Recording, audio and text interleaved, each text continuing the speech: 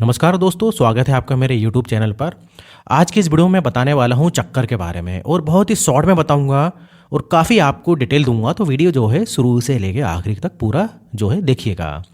अब जो है चक्कर आना हर के लाइफ में एक कॉमन बात है। अब देखिए, आपने देखा होगा जब आप छोटे थे तो आप जब खेलते थे तो एक घूमने वाला खेल खेलते थे या बहुत घूमते थे। तो मान लीजिए एक 5 से 6 चक्कर भी लगा लिए तो आपको कई बार चक्कर आ जाते थे। तो वो होता है वर्टिगो, उसको कहते हैं वर्टिगो, चक्कर आना, जो कि सबसे कॉमन है, जिसको हम लोग बोलते हैं पैरोक्सिमल वर्टिगो। ये बहुत ही कॉमन है और ये होता है हेड मूवमेंट जो है, अगर बहुत स्पीड से आप कर दो तो उससे ये चक्कर आ जाता है। मतलब सर को बहुत जल्दी जल्दी आप मूवमेंट करेंगे या गोल चक्कर लगाएंगे तो वो वर्टिगो है और इसका कोई भी ट्रीटमेंट नहीं होता है। ये सभी में जो है लगभग जो है कॉमन होता है। अब वर्टिगो जो होता है, जो चक्कर आने का जो बीमारी की वजह से होता है, वो मेन चीज़ होती है। तो देखिए, सबसे बड़ा जो वर्टिगो का जो कारण है वो आपको मालूम होना चाहिए। तो ये जो ईयर है, जिसको हम कान बोलते हैं, तो ये कान की प्रॉब्लम से भी आपको चक्कर आ सकते हैं।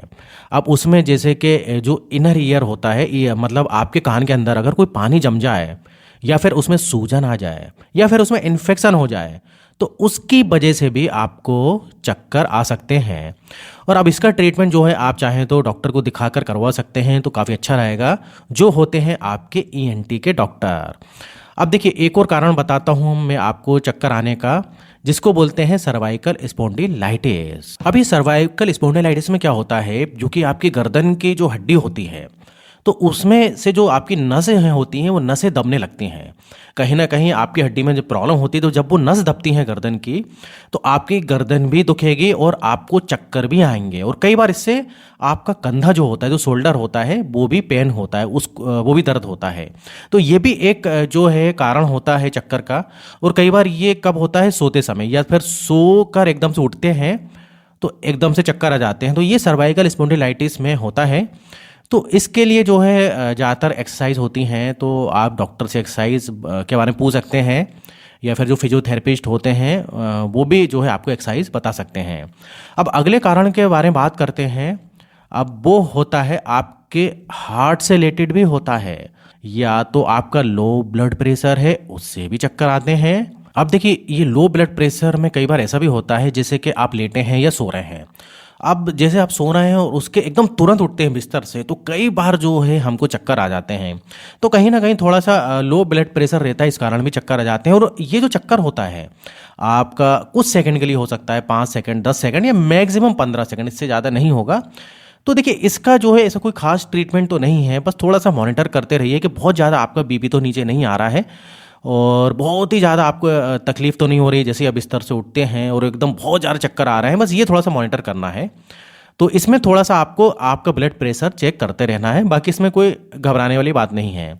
अब एक और जो है कारण होता है, वो होता है पेस मेकर। जैसे कि हमारी जो हार्ट बीट है वो बीट करती है और सडनली जो है मिसिंग कर देती है, तो एकदम से जो है कई बार चक्कर आ जाते हैं। ये भी एक कॉमन है जो हमारे चक्कर लाने का जो कारण होता है। और देखिए, हार्ट से रिलेटेड जो है यूजुअली कोई दूसरा चक्कर नहीं आता है। अब देखिए, चक्कर के लिए कुछ बीमारियां भी हैं और जिसकी कि आपको जानकारी होना चाहिए। एक तो होता है मीनियर डिजीज़, जो कि आपके कान में, जैसा कि मैंने बताया कि पानी जम जाता है तो उस कारण चक्कर आते हैं। और एक होता है माइग्रेन, जो कि आपको पता है बहुत ही कॉमन है। माइग्रेन में भी चक्कर आते हैं और आंखों के सामने कई बार अंधेरी आ जाती है, इस प्रकार से माइग्रेन में होता है। और अब अगला एक और कारण होता है हेड इंजरी, या आप गिर गए हैं, चोट लग गई है, तो उसमें चक्कर आना कॉमन हो जाता है। कोई अंदर ब्रेन में ट्यूमर हो जाए तो ये भी एक कारण होता है चक्कर का। अब देखिए, अगर आपको चक्कर बार बार आ रहे हैं और अगर आप इसका कोई सॉल्यूशन नहीं ढूंढ पा रहे हैं, आपको समझ में नहीं आ रहा है कि भाई चक्कर क्यों आ रहे हैं, तो आपको जो है एक न्यूरोलॉजिस्ट डॉक्टर होते हैं, उनको दिखाना चाहिए। वो इसके स्पेशलिस्ट होते हैं। तो देखिए, कुछ मैंने तरीके बताए आपको, जैसे कि हार्ट रिलेटेड हो गए और एक ईएनटी रिलेटेड हो गया और एक कोई इंजरी हो गया, स्पॉन्डिलाइटिस हो गया सर्वाइकल, और जो सबसे कॉमन है rapid movement of the head. तो ये कुछ मैंने आपको बताया है चक्कर के कारण के बारे में। अब जैसे कि अगर आपको चक्कर आते हैं या किसी को भी चक्कर आते हैं तो इस प्रकार आप उनको जो डायग्नोस कर सकते हैं और देख सकते हैं कि भाई क्यों चक्कर आ रहे हैं। तो देखिए, अब इसमें बार बार आ रहे हैं तो जैसे कि मैंने बताया कि डॉक्टर को बताइए, या फिर इसमें एक्सरे वगैरह होते हैं वो भी कराया जाता है। जैसे कि एक्सरे हो गया आपका गर्दन का, सर्वाइकल स्पॉन्डिलाइटिस का जो है आपको उसमें पता लग जाएगा।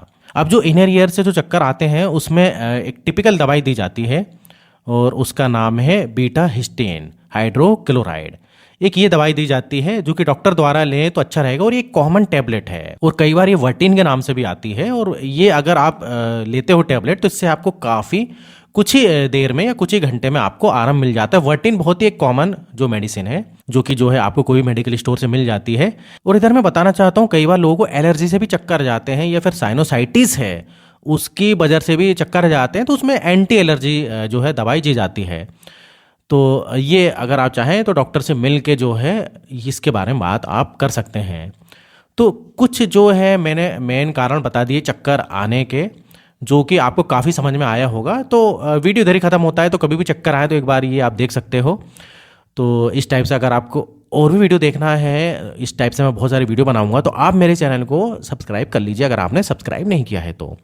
वीडियो अच्छा लगे तो लाइक भी कर दीजिएगा। फिर मिलेंगे नेक्स्ट वीडियो में, जब तक आप स्वस्थ रहिए और मस्त रहिए।